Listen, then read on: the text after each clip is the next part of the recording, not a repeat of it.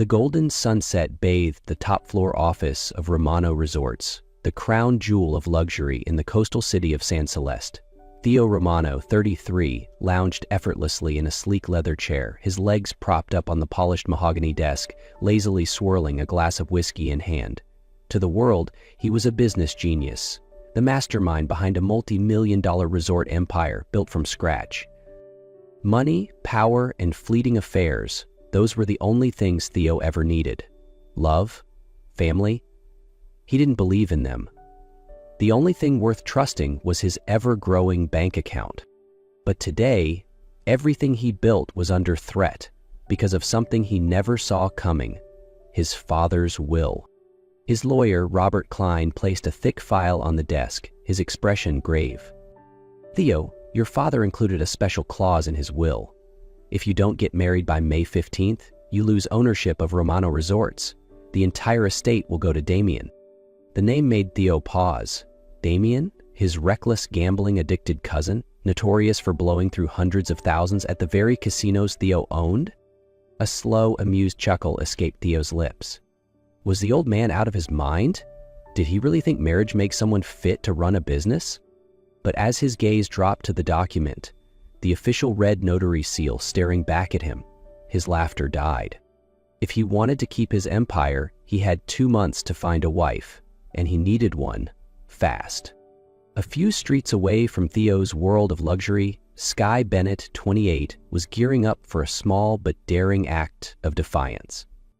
Under the shimmering moonlight of San Celeste, she stood at the grand entrance of Romano Resorts, gripping a can of bright red spray paint. In front of her loomed an enormous bronze whale statue, a grand symbol of wealth and excess, proudly commissioned by Theo Romano himself. To Skye, it was nothing more than a monument to greed. She shook the can, then sprayed bold letters across the pristine metal. "Luxury destroys nature." A smirk tugged at her lips. She had loved the ocean for as long as she could remember. The vibrant coral reefs, the fearless sea turtles, the waves whispering secrets of the deep. But then, luxury resorts rose along the coast, choking marine life, displacing local fishermen like her family, and poisoning the waters. And the man profiting the most? Theo Romano. Before she could step back and admire her work, a loud crack split the air. She barely had time to look up before the massive statue wobbled, then collapsed into the sand with a deafening boom. "Oh hell!" alarms blared from the resort. Before she could bolt, blinding security lights pinned her in place. Standing at the center of a group of guards was Theo Romano himself, arms crossed, his pristine white suit making him look like a villain straight out of a Hollywood blockbuster. His stormy gaze flicked between the fallen statue and the graffiti splashed across it, before settling on her. "You just destroyed a $100,000 art piece. Care to explain, or should I call the cops right now?" Skye swallowed, but she wasn't the type to back down. "That overpriced trash deserved it." She lifted her chin defiantly. "You think throwing money at a statue makes you an environmentalist?" Theo arched a brow, intrigued by her audacity, but instead of anger, a thought sparked in his mind. This woman, with her fiery glare and fearless stance, might just be the perfect answer to his problem. "What's your name?" he asked, his voice suddenly lighter. "Skye Bennett?" She spat the words like a challenge, fingers still clenched around the spray can. Theo smirked, a glint of calculation in his eyes. "Good, 'cause you just landed yourself in some serious trouble." Skye folded her arms, her sharp gaze locked onto Theo as she entered his office the next morning. She had braced herself for a massive fine, or worse, a lawsuit, but instead he sat there, lounging in his chair, gray eyes calculating. "You have 2 choices," Theo began, his voice calm as if negotiating a $1 million deal. "1, I call the cops and you end up with a fine so huge you'll never recover. 2, he leaned in, smirking. "You marry me for 6 months." Skye arched a brow. "You're insane." "Completely rational," Theo shrugged. "If you agree, I'll pay you $1 million. Enough to save your little marine rescue center." Skye let out a dry laugh. "You think I'd sell myself for money?" "No," Theo replied smoothly. I think you're smart enough to recognize an opportunity." She wanted to refuse, but images of injured turtles and her struggling center flashed in her mind. $1 million wasn't just money, it was a lifeline. After a long pause, she crossed her arms. "Fine, but I have conditions." Theo smirked. "I'm listening. No touching, no pet names, and after 6 months, we walk away, no strings attached." Theo's grin deepened. Deal. The contract was signed, and exactly 1 week later, they got married. The ceremony was held at Romano Resort's private beach, golden light shimmering over the waves. It was a lavish event, attended by high-profile investors and socialites. Skye wore a simple white dress, her eyes flashing with defiance rather than love. She felt like a fish out of water. Meanwhile, Theo, in a perfectly tailored black suit, stood at the altar, exuding confidence as if he were in complete control. Their vows were rehearsed, emotionless. "I, Theo Romano, take you, Skye Bennett, as my wife. I, Skye Bennett, take you, Theo Romano, as my husband." It was all just for show. Until the kiss. Theo leaned down, intending to brush a light kiss against her lips, just for the audience. But when their lips met, a jolt shot through Skye. She felt his warmth, his breath against her skin, and her pulse spiked. And Theo? He thought this was just a performance, but for a split second, he forgot. It wasn't supposed to mean anything, but it did. The applause snapped them back to reality. They quickly masked their reactions. But deep down, they both knew this was no ordinary contract. But the moment Skye stepped into Theo's oceanfront villa the next day, she realized one thing. This wasn't just a fake marriage. It was war. After the fake wedding, Skye moved into Theo's oceanfront villa, a modern architectural marvel perched on the cliffs, its floor-to-ceiling windows overlooking the endless sea. It should have been paradise, but to Skye, it was a golden cage for the next 6 months. "Welcome to your new home, darling wife." Theo smirked as she stepped inside. Skye shot him a glare. "Drop the act before I put poison in your coffee." Theo chuckled, his gray eyes twinkling. "This is going to be fun, Bennett. I can't wait." And so the war began. Sleepless night. Just as Skye was about to drift into sleep, "Love is a Beautiful Journey," a ridiculously sentimental love ballad blasted through the walls at full volume. Skye shot up. "Romano, turn that damn thing off." From the other room, Theo's voice was smug. "Don't you like romantic music, wifey?" Her eye twitched. Game on. The next morning, Theo strolled to his infinity pool, ready for a refreshing swim.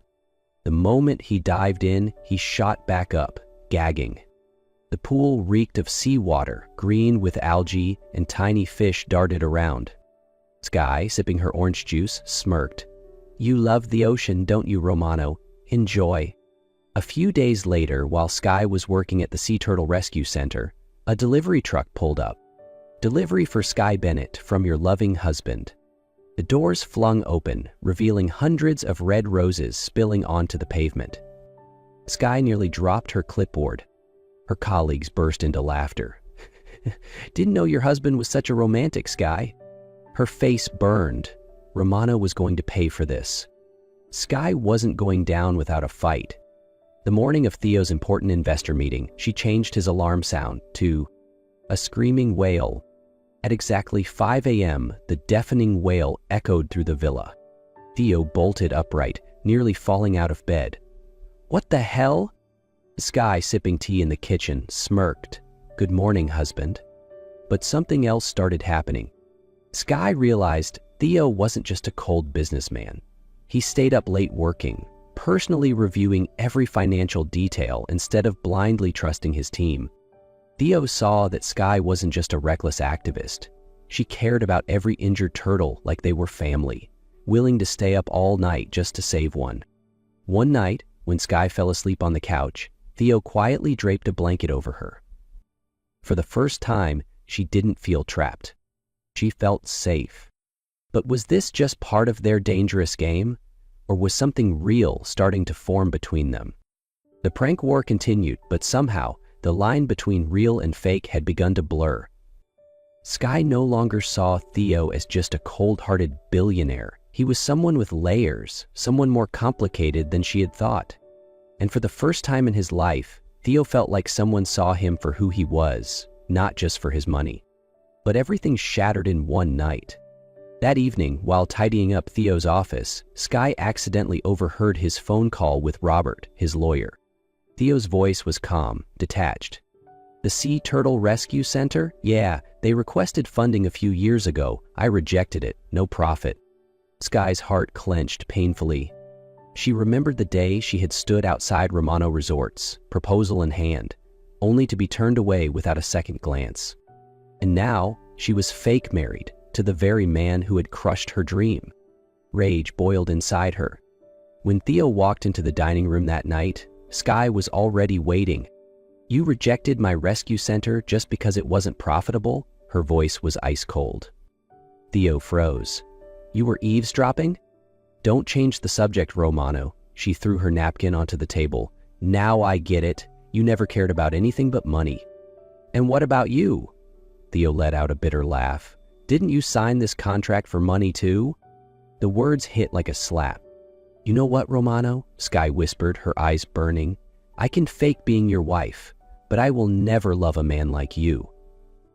And with that, she walked away, leaving Theo behind, his fingers gripping the glass tightly for the first time. His eyes flickered with something he had never felt before: regret. 2 days had passed since the argument in the dining room. The once lively villa, filled with teasing and bickering, was now eerily silent. Skye and Theo avoided each other like strangers. Skye spent all day at the rescue center, refusing to come home before midnight. Theo drowned himself in work, but couldn't focus. And then on the third night, Theo did something even he hadn't expected. He left his office, got in his car, and drove straight to the rescue center. Skye was tending to an injured turtle when she noticed a shadow at the door. Theo Romano, dressed in his signature black suit, but looking exhausted. She crossed her arms. "What are you doing here?"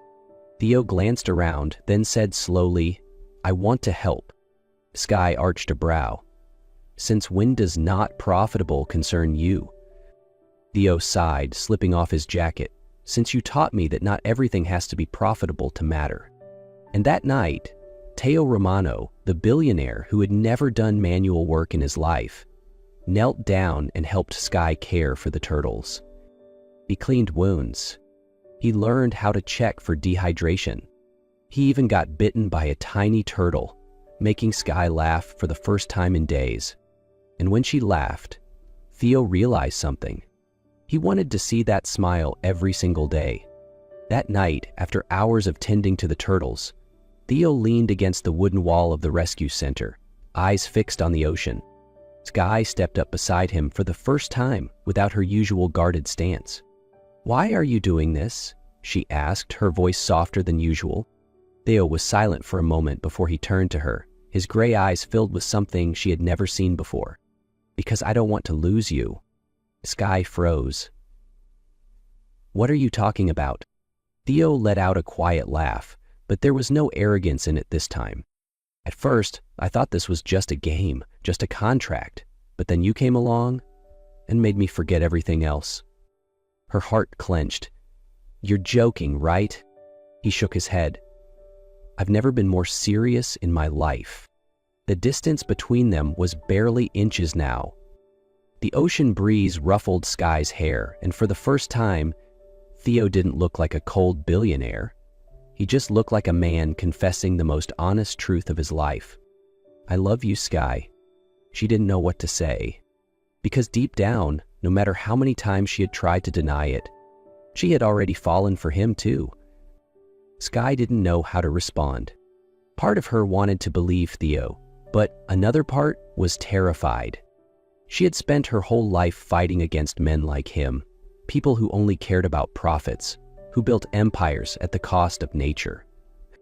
She couldn't fall for someone like that, right? Theo seemed to understand the war raging inside her. He took a step back, his voice quieter. "I don't expect you to believe me right away, but I'll prove to you that I've changed."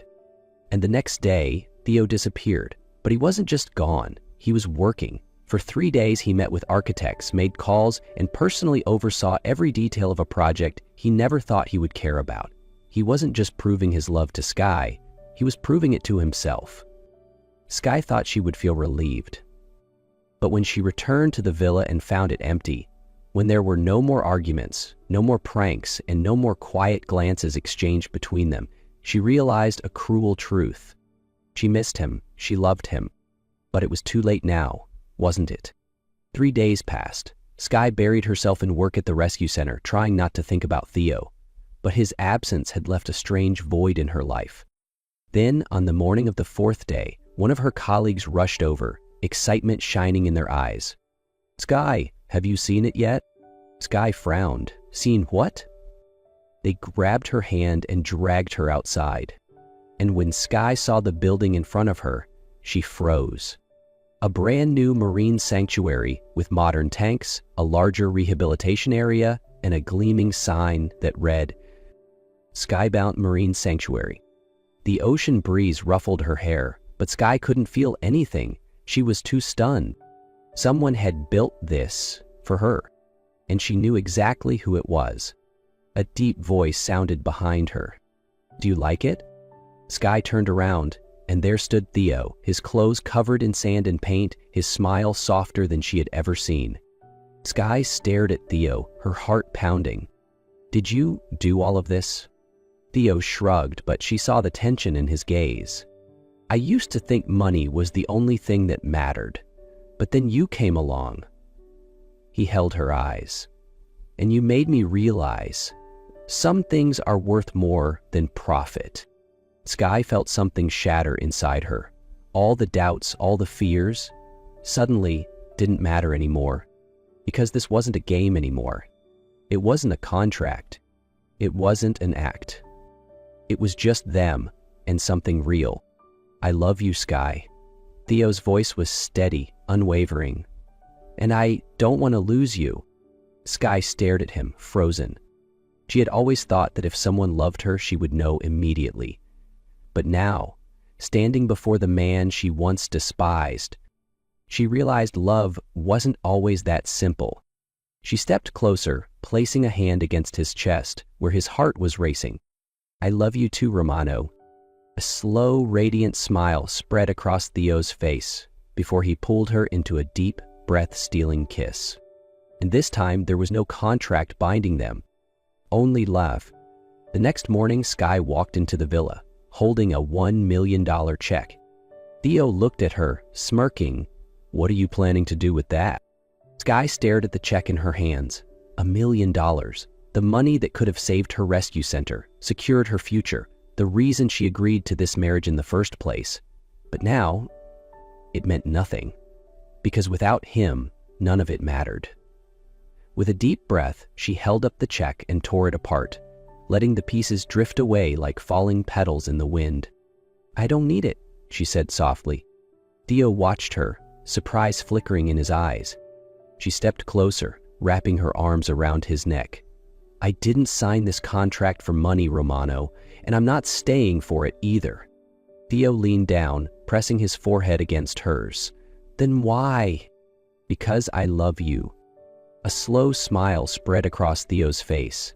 Not his usual calculated smirk, but a real, unguarded smile. He lifted her off the ground, spinning her under the golden sun of San Celeste. No more contracts. No more 6-month deadlines. Only real, unconditional love. And for the first time in his life, Theo Romano had won something that had nothing to do with business, power, or strategy. He had won her, the only prize that had ever truly mattered.